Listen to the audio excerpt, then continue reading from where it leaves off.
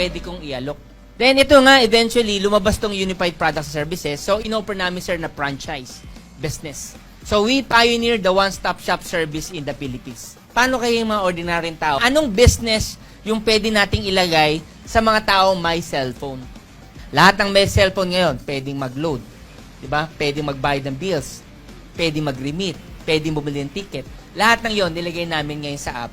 Then, nilabas namin ngayon yung home-based business namin. Na katulad mong ordinaryong tao, na wala ka pang 600,000, na may cellphone ka, pwede mong simulan yung business mo. So, nag-deploy kami, Philippines. Actually, pumutok talaga yung concept namin.